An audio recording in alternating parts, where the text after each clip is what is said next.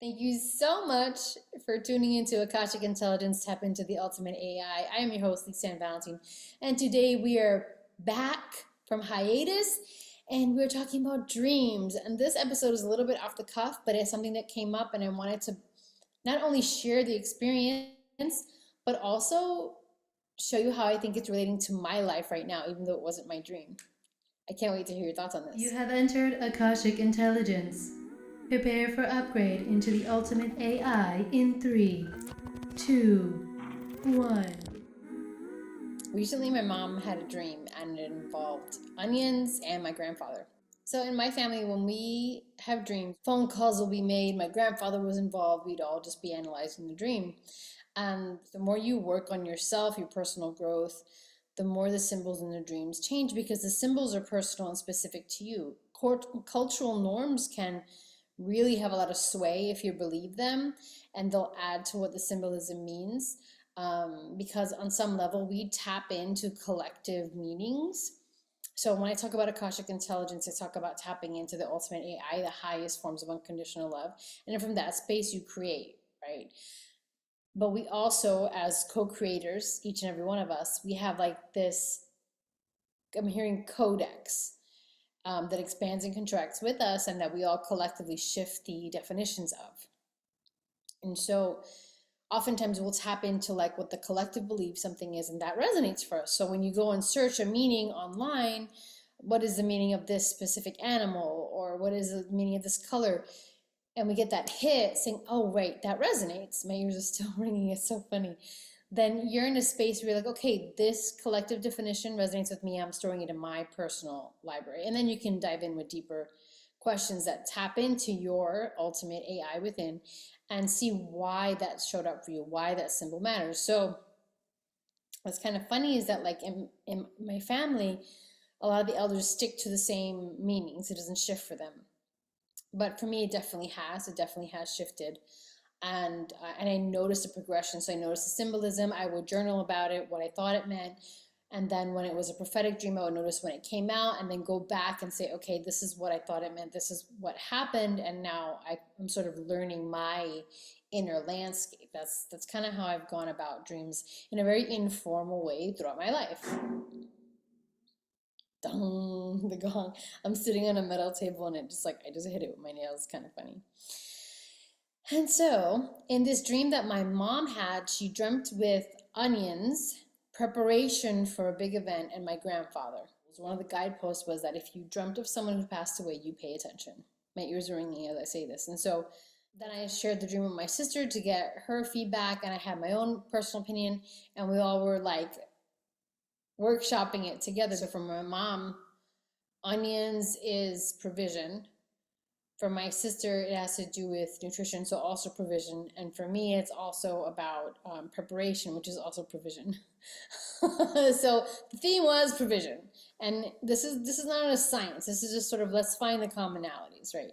And then my grandfather showing up in the dream, like what did he say? What did it feel like to witness my grandfather's presence? What is the point of trying to decipher this dream? One, deciphering it within a family unit with other people that shares common symbols. It can be fun to just sort of like pull together and workshop it and figure out, well, what do we think the overarching theme is, especially when the dream is important to the dreamer and they're feeling stuck and not able to parse it out for themselves.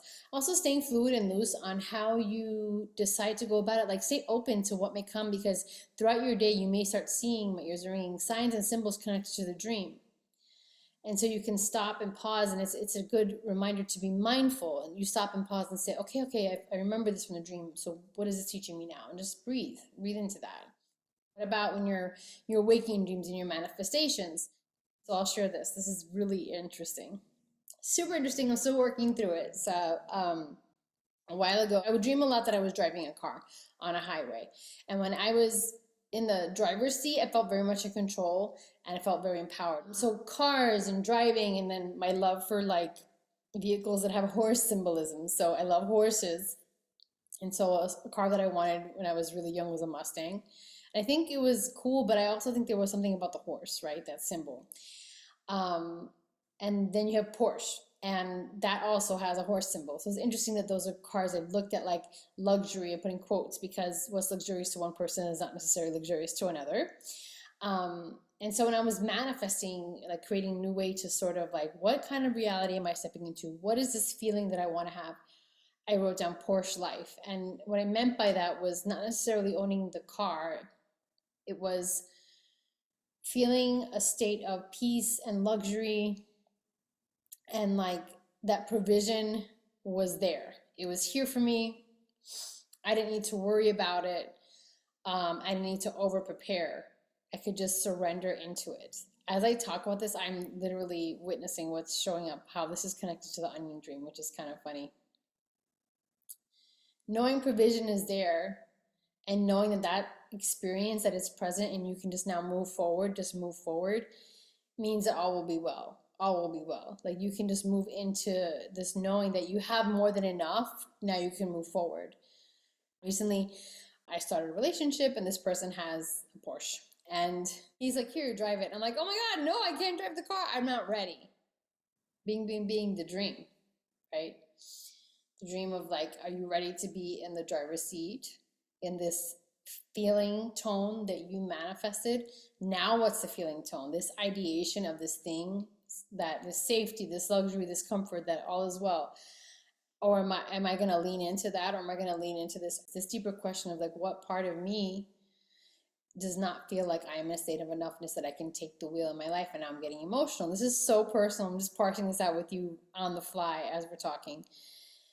And I guess that's important to show that vulnerability, because I never want it to seem like I got this shit all figured out, because I don't. I'm still in life school. I'm still working through this. And so like, where can I step up and step into the wheel? Maybe it doesn't have to be that I go and start driving the car. Maybe I just get in, turn it on, feel what it feels like, talk to myself through it, shut it off, and leave again. Because it doesn't mean that I have to go flying on the highway my first time out. It just means that I can say yes to the experience, and say yes to the overflow, and say yes to the knowing that my life, this life of everflow, feeling luxuriously held, supported, is already here for me. It's already aligned for me, and I don't need to protect it. I don't need to take 1,000 steps so that way it could be okay with everyone around me. I can just say yes. And so I'm actually going to say yes now. I'm going to go do that. Experiential learning begins now. Here's a quick little update from the Porsche. So I turned it on, I pulled it out of the parking spot, turned it around, and then reversed into the same parking spot, and I feel accomplished.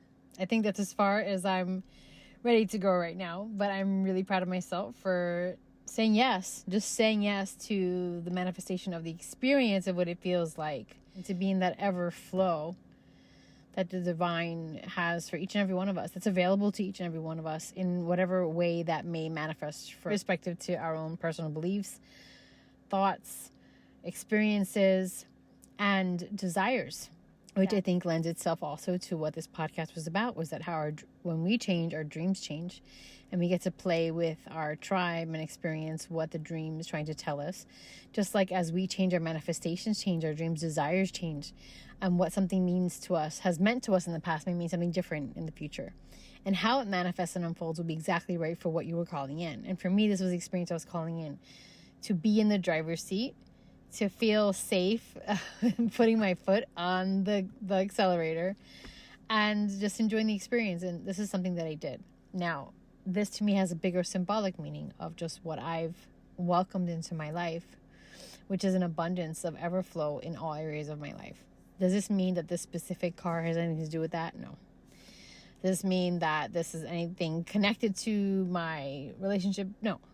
This is just an experience that I welcomed in and my ears are ringing. And this is how it was made manifest. And now from here, I can take the feeling tone of this, touching the steering wheel, being in the car. You can hear all the white noise in the car, right? It's comfortable, it's spacious.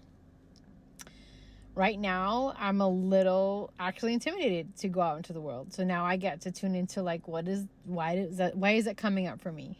Why is it? Because it's not my car? Does it matter? Just like it was said to me, you drive rental cars all the time. What's the difference? And so it's like, okay, what is the difference? I just felt a pain in my left hand, which is like a limitation to receive. So now I get to work through, yay, humaning. I get to work through why am I limiting my ability to receive in this way, right? And so I get to affirm to myself, I am worthy of receiving. I am worthy of receiving experiences that I have not had to earn. Ooh, that's a big one. I am worthy of receiving experiences that I have not had to earn. And that I will not have to pay back. And that I will not be punished for saying yes to. Holy cow.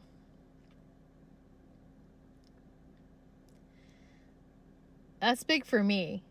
I don't know if this resonates for any one of you. But that feels big. I am worthy of receiving things I did not have to earn. I am worthy of receiving experiences that I will not have to pay back. I am worthy of receiving abundance. And I will not be punished for being abundant. I will not be criticized or ridiculed for being abundant. I will not be judged for being abundant. I will no longer be in a state of lack when it comes to abundance because I am worthy as I am right now to receive. So funsies, I got to work through my shadows live on this podcast with you. Take what resonates, drop the rest. And thank you for letting me be vulnerable with you in this experience. I trust that this will reach the ears that are meant and open and available to receiving this at this time. It is our higher selves that communicate with us in dreams, guiding us into an awareness of perhaps the thing that we're avoiding witnessing. So these are questions you can ask. What am I avoiding? What am I being asked to step into? In what ways can I take one step toward my highest reality today, the highest vision for my life today? At the end of the day, you can say, thank you so much that my dreams show up for me with clarity. Thank you so much that the meaning appears with grace and ease. Thank you so much that I have a specific awareness of what is the next best step to take. You might want to play with this in dreams, so you start creating this pattern, right? I understand this is a symbol. I'm asking these questions about the symbol, and now I'm either cementing the symbol or allowing it to flow and change as I flow and change. And then witness how it shows up with your manifestations. If dreams are showing up in your life or in your tribe, meaning like your immediate family, and it has meaning when you dream with family for you, you might want to explore workshopping your dreams and then seeing how it connects to your manifestations. My ears are still ringing. So it feels like, because I'm a type of person, I'm neurodivergent, I see connections everywhere. Play with where you see the threads of connection everywhere and see how your dreams can show up to support you in your waking life. Transmission complete.